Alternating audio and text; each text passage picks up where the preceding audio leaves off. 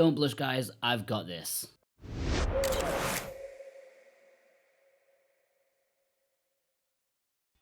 This is Dead or Alive Xtreme 3 Scarlet for the Nintendo Switch. I'm Jordan from SwitchWatch, and we're going to see if this Asian exclusive is worth the import.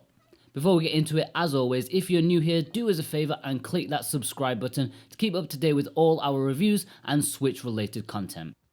The story for Xtreme 3 Scarlet is magnificent. Zack, who previously owned Islands in the last games, is back with his new Zack Island, and he's invited a good few Dead or Alive ladies for a visit. Beautiful. Onto the gameplay. Don't let the Dead or Alive name fool you into thinking you're getting a hard-hitting competitive fighting game. Oh no. Dead or Alive Xtreme 3 is far from what you think it may be. Sure, it includes characters from the veteran series, but they've ditched their fighting garbs for bikinis and sunshine in this titillating minigame compilation.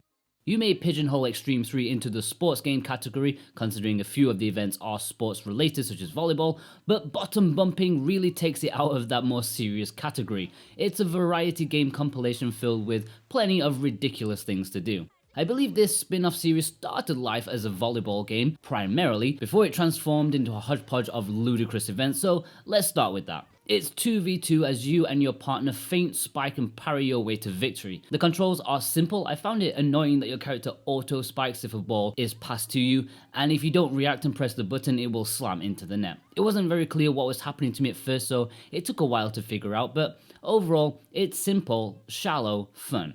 Considering the series is known mostly for this event, it's a pity that it couldn't have evolved into something with a bit more meat to it. After you reach the set points, it's over. Some sort of competition or league should have been implemented for sure. Then how about the butt battle? Two girls go one-on-one, back-to-back, slamming their butts into each other until one knocks the other off the platform into the pool below. It's first to 3 points, and every time the girl is knocked off, her bikini will become increasingly more loose with straps falling off all over the place. It's shallow in its mechanics but hilarious in its total ridiculousness. There's tug of war, which is played on floating platforms, grab the flag race, quick jump platforms, rock climbing.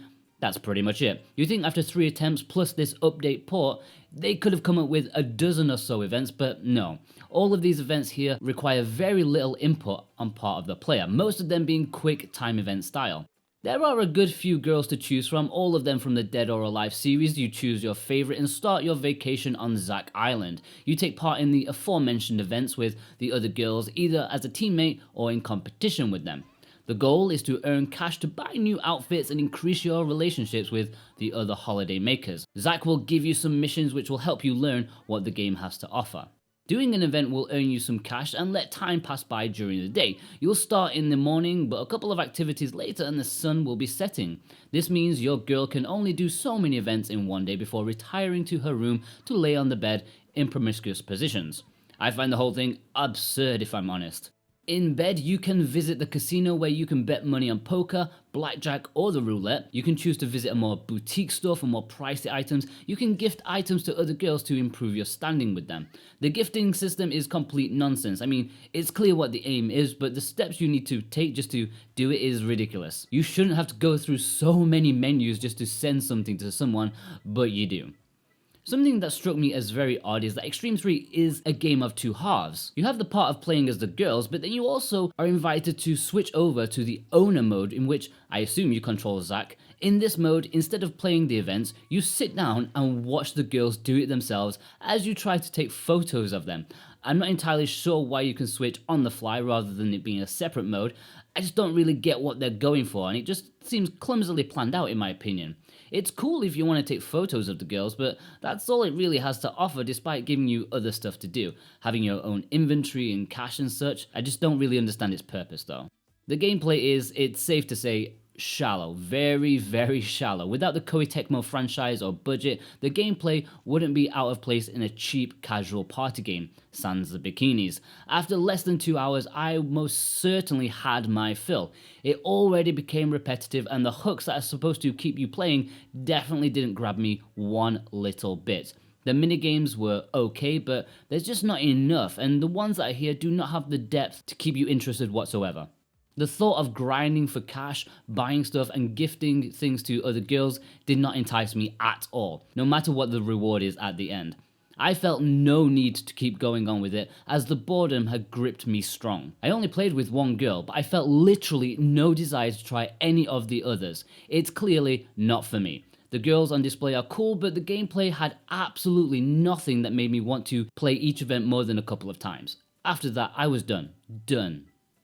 One thing I found extremely odd is that this is a one-player game only. Considering the types of events, the brief nature to everything, you'd think this would be perfect for 2 to 3 players. Maybe technical hurdles, or perhaps the developers were aware that no guy would want to awkwardly play this with a friend next to him nursing a semi. I'm just confused, but please be aware that this is not a party game, this is single player only.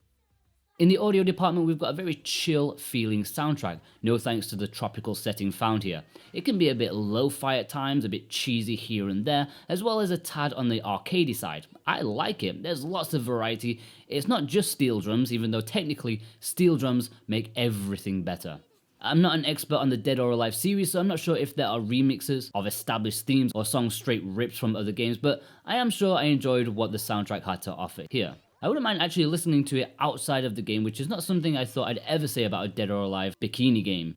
Visually, I think the game looks decent. The visual fidelity of the characters is amongst the best on the Switch, which, unsurprisingly, they've put a lot of effort into them. Because if we're being honest, those are the main reasons that people enjoy playing these games. Sweat and water soaked, with malfunctioning bikinis, it's all very good. Obviously, if you're adverse to this type of stuff, you may be more embarrassed, but then it's not for you, is it? My main complaints would be clipping. Hair and clothes often merge together unceremoniously to make the budget feel lower, and it does take you out of what the game is trying to achieve, as does some of the environmental stuff like trees, where textures can be unexpectedly poor in areas. The rock climbing activity was the biggest offender here.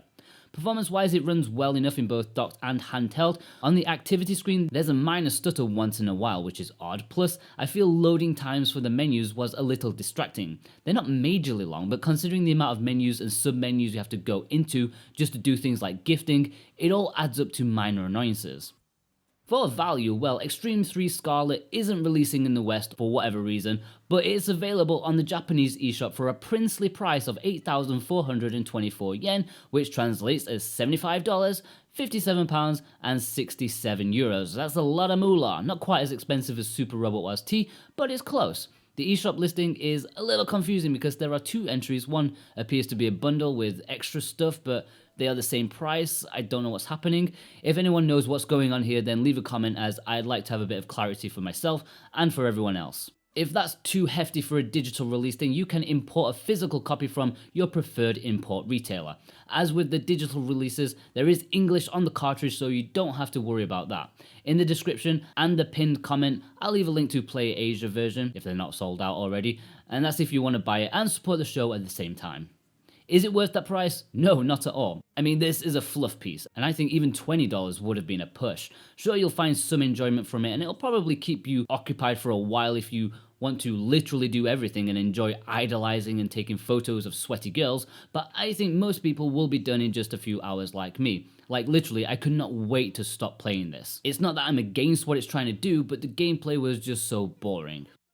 Okay, once again, let's head into the import report. Dead or Alive Xtreme 3 Scarlet is an Asian exclusive release, which means no Western release. That's been confirmed by Koei Tecmo. If you want to get your hands on it, you'll need to buy it from an Asian eShop or import a physical copy from your favorite import store. English is on the cartridge, so you don't need to worry about a thing. As long as your system is set to an English-speaking region, the game should automatically boot up in English. The only issue that may crop up is in the downloadable stuff, which you'll have to access the Japanese eShop and work out what's going on there. To be honest, that confused me quite a lot, so I have no idea what's going on. But aside from that, it's a pretty easy and comfortable import. Before we get into my final thoughts, don't forget to hit that subscribe button to become part of the SwitchWatch community. Me, Juan and James do our best to provide you guys with in-depth reviews for all the hype Switch games, the indie gems, and to warn you of the trash. It's well worth sticking with us if you're a Switch owner. Also, leave a comment, as we always try to respond to everyone. Overall, Dead or Alive Xtreme 3 Scarlet is what it is. It's unashamed in what it wants to offer a certain subset of gamers, and I think it succeeds in that, kind of. It's not horrendous like Senran Kagura Reflections, but it's still not going to offer substance to those wanting a proper gameplay experience. It's cheeky, exploitative, and pretty much a parody of itself these days. But that's what fans want, right? It's impossible to give a definitive grade due to the niche market, and if you like this sort of stuff, all the power to you. You'll have a decent time with this one. But from a personal perspective, thanks to the boring, shallow gameplay and the lack of reason to keep playing, I'd probably give this one a 5 out of 10. Below average in terms of gameplay, but the presentation saves it.